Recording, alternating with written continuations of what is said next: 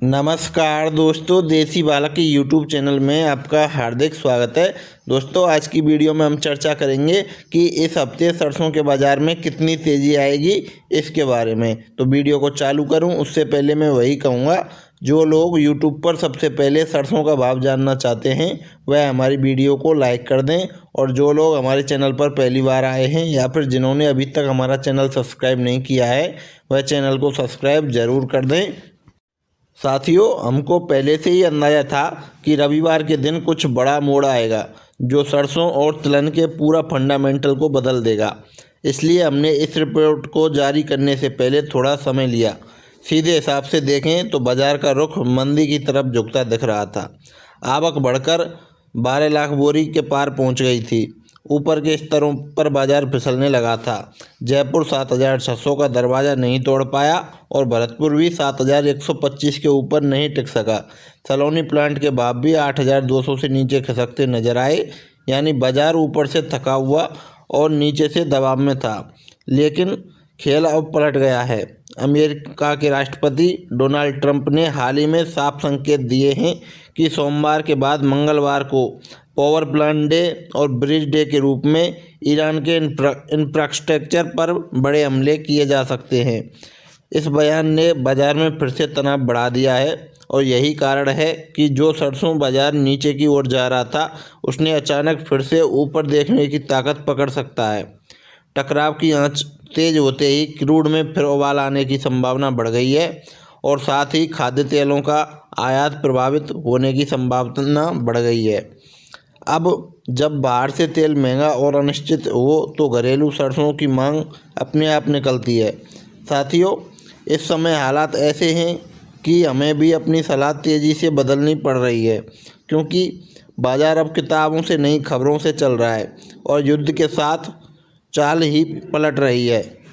अगर पिछले 10-15 दिनों का हिसाब जोड़ें तो सरसों में करीब 200 की तेज़ी बनी हुई है और पिछले साल के मुकाबले अभी भी बाज़ार 1300 से ज़्यादा मजबूत बैठा है। हफ्ते की शुरुआत में गिरावट आई थी, लेकिन ईरान अमेरिका तनाव के साथ साथ बारिश और ओलावृष्टि ने बाज़ार को सहारा दिया और गिरते भावों में फिर जान आ गई। हफ्ते के अंत में जयपुर 7,400, भरतपुर 6,900 और दिल्ली 7,000 और चरखी दादरी में 6,825 पर कारोबार हुआ, जबकि सलोनी प्लांट 8,000 के आसपास रहा। हालांकि शनिवार को यहाँ भी कमजोरी आई थी। आवक भी सोमवार को 7 लाख बोरी से बढ़कर शुक्र और शनिवार को 11 से 12 लाख बोरी पहुँच गई थी, जिससे दबाव बना रहा था। तेल बाजार ने भी साथ दिया था, लेकिन अंत में सरसों तेल स्पेलर जयपुर 1475 और कच्ची घानी 1495 पर थोड़ी नरमी के साथ बंद हुए।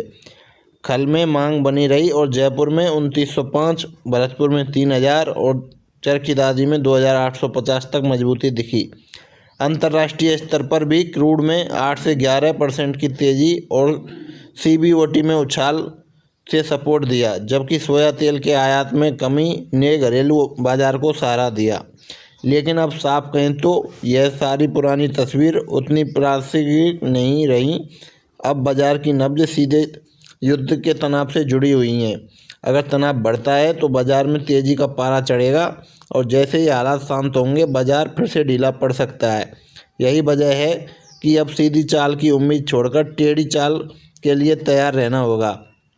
युद्ध के चलते बाज़ारों की स्थिति इतनी डायनामिक है कि किसी भी समय तेज़ी मंदी की तरफ करवट बदल सकती है। ऐसे में इन स्तरों पर खरीदारी से थोड़ा बचना ही समझदारी है। अगर जयपुर में बाज़ार 7500 के ऊपर टिकता है तो अगला लक्ष्य 7,750 तक बन सकता है, जो 2022 के बाद सबसे ऊपरी स्तर होगा। लेकिन बड़ा रुझान यही दिख रहा है कि जैसे ही तनाव बढ़ेगा बाज़ार एक बार फिर उछलेगा और फिर धीरे धीरे नीचे आकर संतुलन बनाने की कोशिश करेगा। इसलिए बेहतर यही रहेगा कि उछाल पर माल हल्का कर दें और जब युद्ध थमेगा तो बाज़ार में एक बार मंदी ज़रूर आएगी, वहीं से दोबारा खरीद का मौका बनेगा।